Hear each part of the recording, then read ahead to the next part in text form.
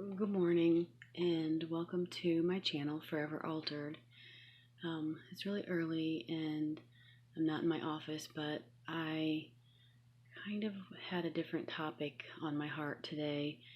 I watch a lot of videos about narcissism, and I watched one where a young teenage girl had been recording arguments between her and her parents and posting them on her YouTube channel, claiming that her parents were narcissists. And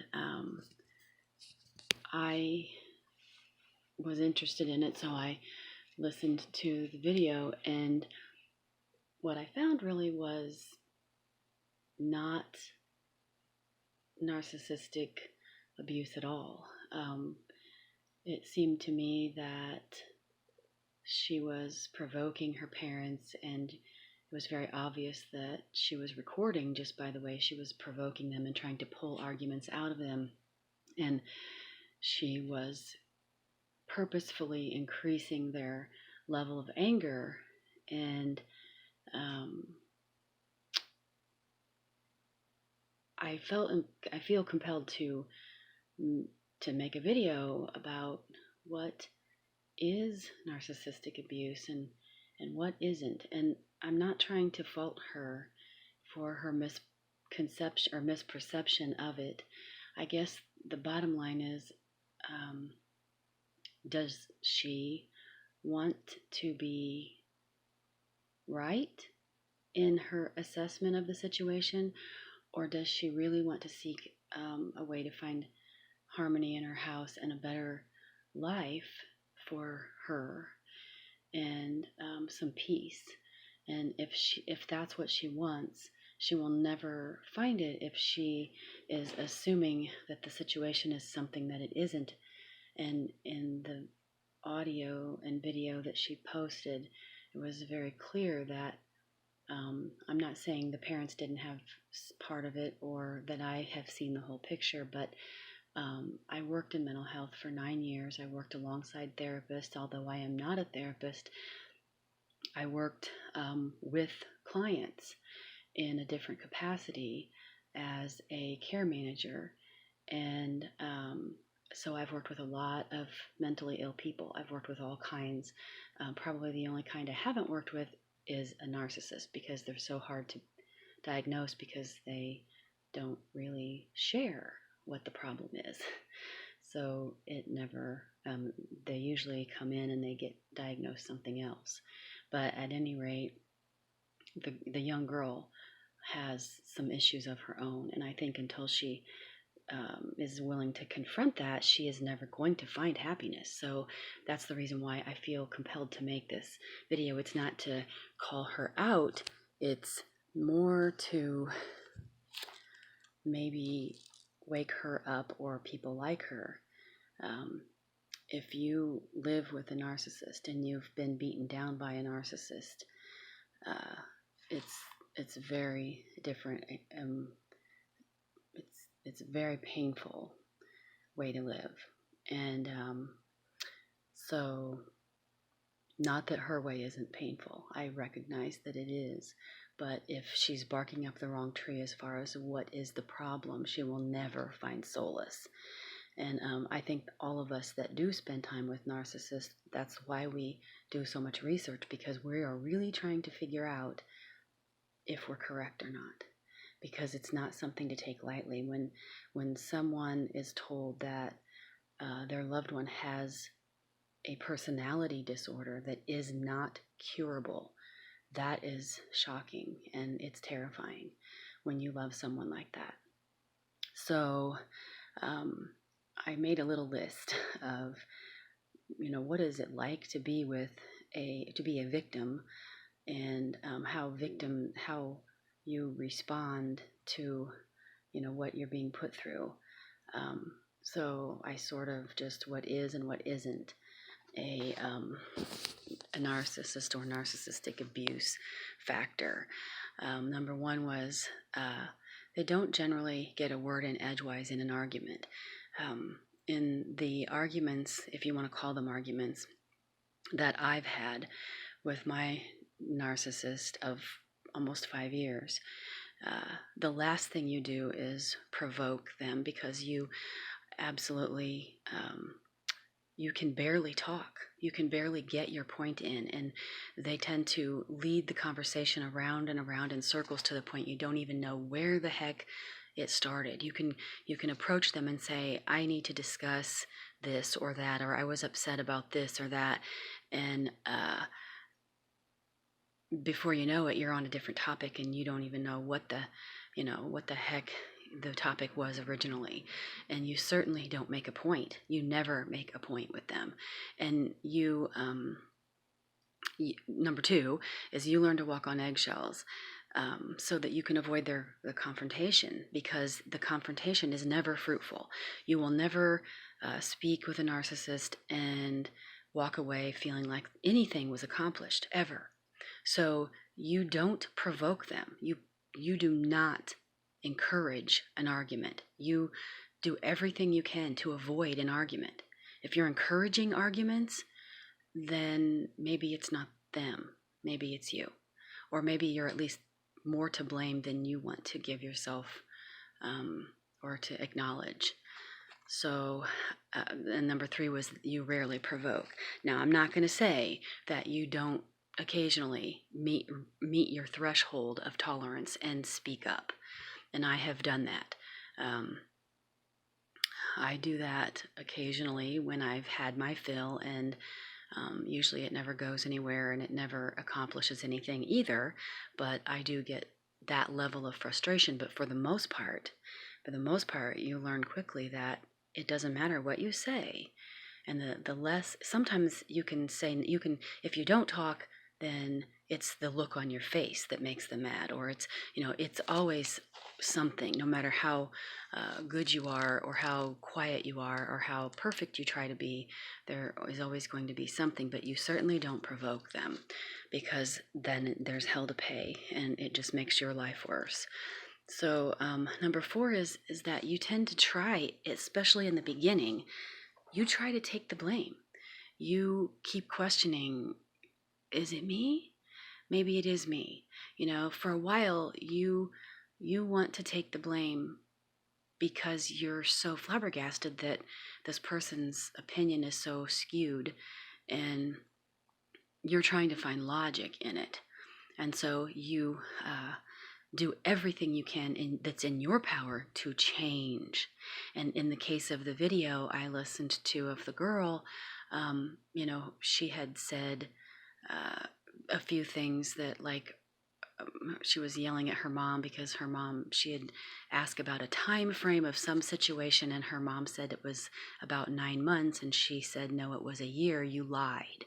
And so she's making this huge deal about this poor mother miscalculating, and the mother said, I didn't lie, I was wrong. So, if you don't accept the blame, if you're trying to just blame others for it, and you're not using any rational thought behind what they're saying to you, then maybe the person you're with is not a narcissist. Maybe it's you. Maybe you need to reflect on your own behavior.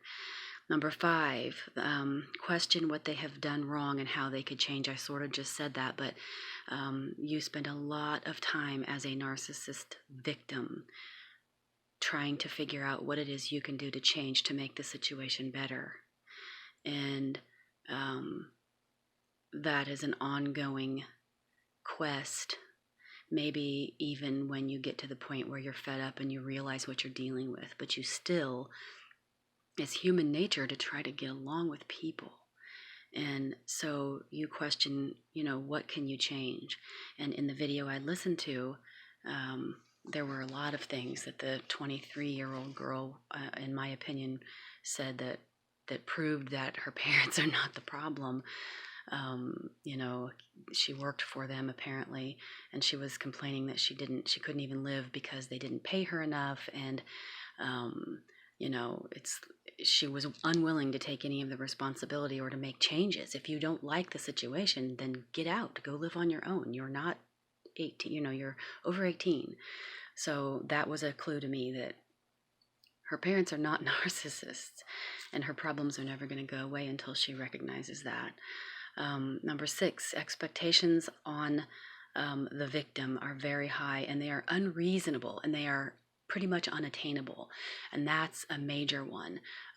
When I listened to the video, the parents were asking of the child, which she wasn't a child, she was an adult, but they were asking her to be, productive um, and stay out of trouble, and I mean, they were even encouraging her, you've done a lot better and things like that. Well, that doesn't happen. A narcissist doesn't encourage you. They don't build you up at all. They don't give you, they make up stuff that's wrong with you.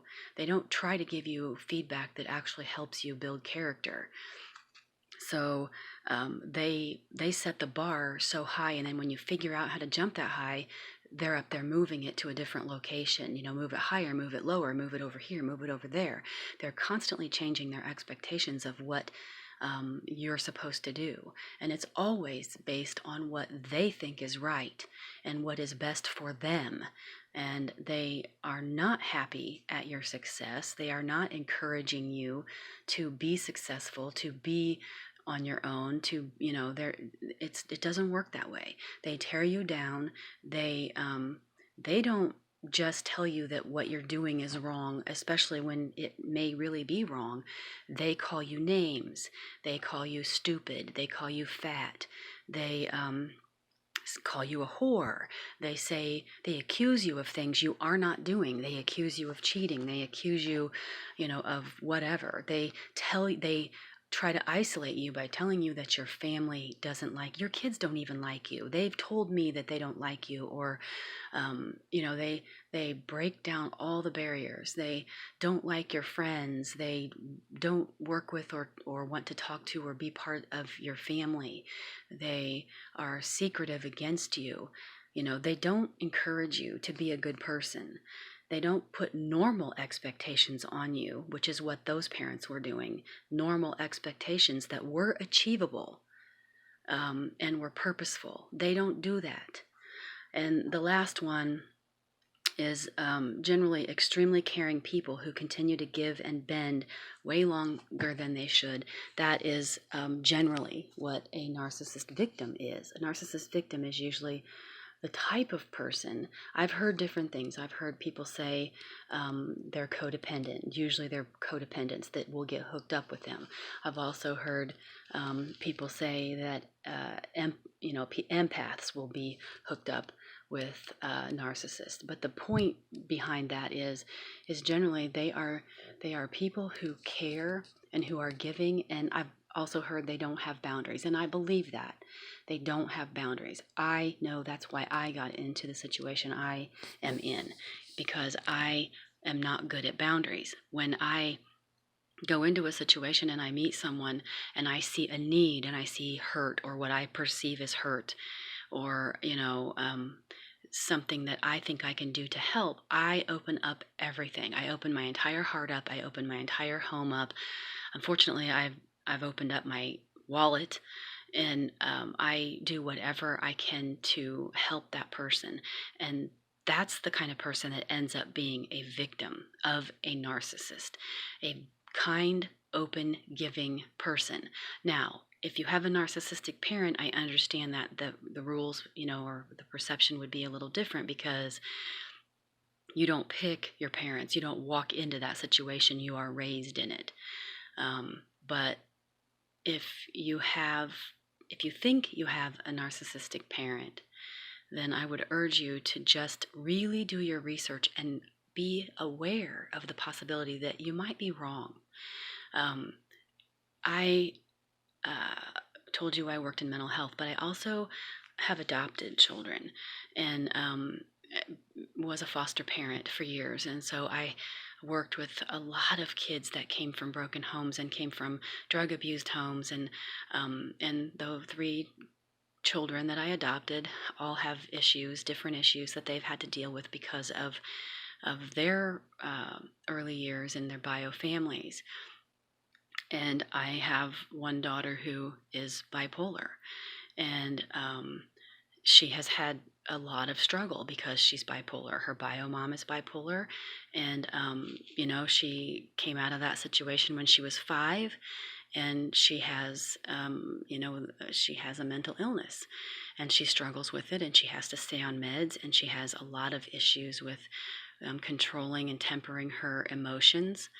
And but she, I have tried to raise her to take accountability for it, and to educate herself on it, and to understand, the importance of her meds and so forth. And she suffers from a lot of depression, and she's had some issues, and she suffers from sometimes from suicidal thoughts.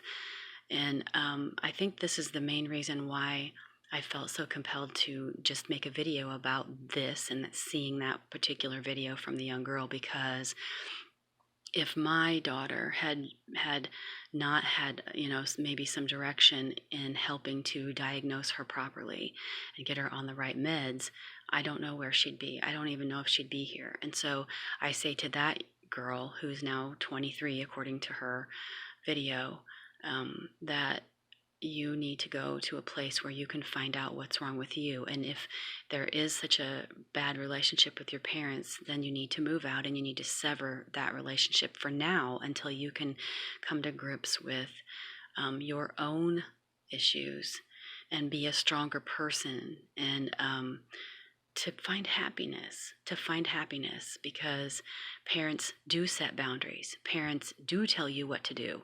When you live in their home, there are expectations of you, and if you don't like it, then when you turn 18, you get to move out. And I know everybody's heard that, but it's the truth. And just because your parents set boundaries for you does not mean that they are narcissistic. And just because you argue, because you don't get your way, and because you don't want to do what they tell you to do, does not mean that your parents are narcissistic. And you only impede your own growth when you assume something that might not be correct. So anyway, that's all I got to say. Many blessings to you this holiday season, and please subscribe to my channel. I'm welcome comments below, and I will see you again soon.